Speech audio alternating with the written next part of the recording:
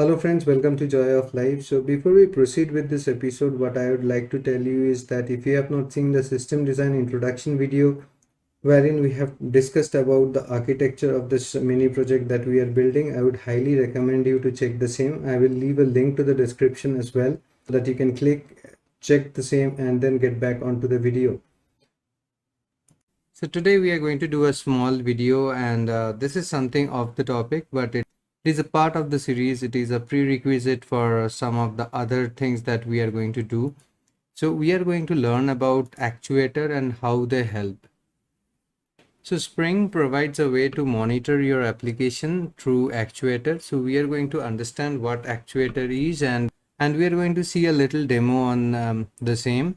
So what does actuator do? It helps to monitor our apps, gather the metrics, understand the traffic, and many other dependencies that we add like our database and all. We can also go ahead and track them.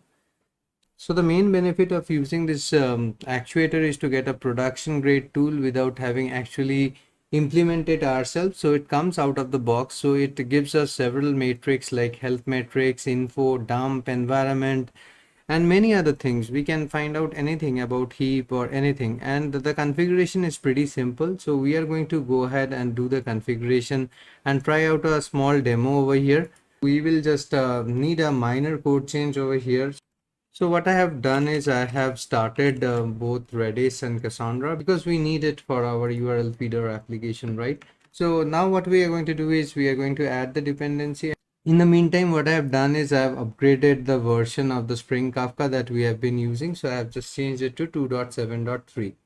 Okay, and now coming to the Spring Actuator, what you can basically do is you can go over to the web and you can search for Spring Actuator Maven dependency. And you can go to the Maven repository and pick up from there. I'm already having it, so I'm not going there. I'm just adding the dependency over here, and we are going to use the same version as our Spring versions, which is 2.4.5. So what I'll do is I'll add the dependency over here, and please go ahead and resolve it. Since I have used it in few of my projects earlier, that is why this dependency is already resolved for me. But for you, you need to go ahead and do the reload all Maven projects if you haven't used it earlier. Right. And now moving on to the application properties. So what we are going to do is we are going to put the management so management security enable false, otherwise it won't allow us to see it, and we are going to start the application. That is all the change that we need to make. So you remember, right, we have previously created a ping endpoint, right, to check whether our application is up or not, right? We don't really need it. If we are using the actuator, we can get the endpoint from there. We can get the status and the health of this application. So what I'm going to do is I'm going to go ahead and run this application. So let's go to the application and let's start it. So once the application is up, here are a few things to notice in the log file. So you can see that there are two, let me zoom it for you. So there are two endpoints exposed by the actuator, right? And we are going to see all of them, right? What is under them, and we are going to understand them in a lot more details. So let me minimize this first, and we'll move over to Postman and we are going to check it. So here is our Postman. So what we are going to do is we'll first test the ping, and we are getting 200. Okay. So what we'll do is we are going to call the actuator. So this is your discovery link. You can say that once I click this link, it's going to list out everything to me. So in the response, you can see that it has given me a bunch of endpoints, right? So let me make it a little big. Let's see if I can change the font. No, I can't change the font. So I think you can see it. Okay. So you can see the first one is self. That is the link to itself. And then we have the health and then health path, then info, right? If I go to info, you will see that if I send the request, I'm getting an empty body and status 200.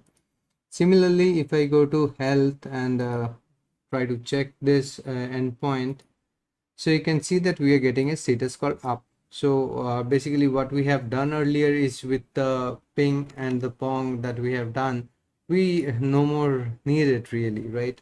Now you must be thinking that I told you there are so many things, and here I just showed you a couple of URLs, and one is empty, the other is having only something called a up. So where are our matrix gone? Where is it? So by default everything will not be enabled, so you have to go ahead and enable it. So there are many endpoints to it. So what we'll do quickly, for the sake of simplicity and understanding, I am going to go ahead and enable everything. So you can just add a property over here saying that management endpoint web exposure includes star, means you're including everything over here. Let me restart the application and let's see how many endpoints are registered this time. So you can see that we have 13 endpoints with the actuator, right? And you don't need to remember, right? We are using a discovery link, so you don't need to memorize the URL and things like that. So if I send a request, you can see that all of them has been returned this time. So there are a lot of information that is available, right? You can see all of them over here, right? So if you want to check the matrix, you can just click on this matrix URL and then send the request, and you can see that here is your matrix. So you have everything. So you can just pick up a name. So let's say I want to check the JVM memory used, so this one. So you can just get hold of this. And then you have the matrix required matrix name, right? This is a parameterized, so this will give you the list of name. And here what I'll do is I'll just replace this guy over here with the name that we got, and we are going to send the request, and you can get the matrix about your JVM. So you can see over here, right, you have these are the values. So similarly you can pick up anything, JVM memory use or anything like that, and if you use them you will get all the data. So this is one more important concept which has nothing to do with actuator, but you can see here that we can get everything from the discovery link, right? We don't need to hard code anything. We just have to use this discovery link, get the values and use it. So tomorrow if a new value is added or if the URL is changed, you don't need to worry about it. So anyways, let's not deviate from the point. So you can see here that you get all the metrics from here, right? Not only that, you can get the thread dump or things like that as well. So you can see here that these are your threads, block time, everything, every data you will get from this actuator. So this actuator can provide all these important metrics that you need for monitoring things, like what are the loggers you have in your application.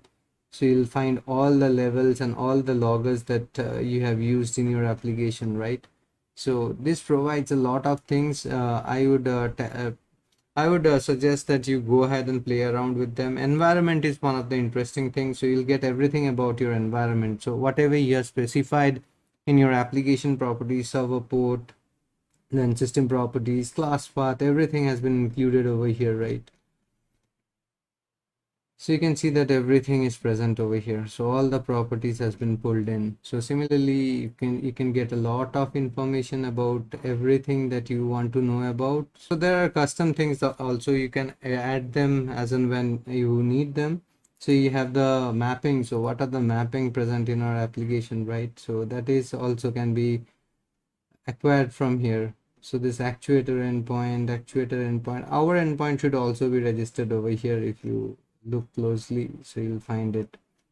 There will be a lot actually. So let's see if we can find the endpoint that we have defined. So let's go to the bottom of it. See over here, you can see this model URL. This is ours, right?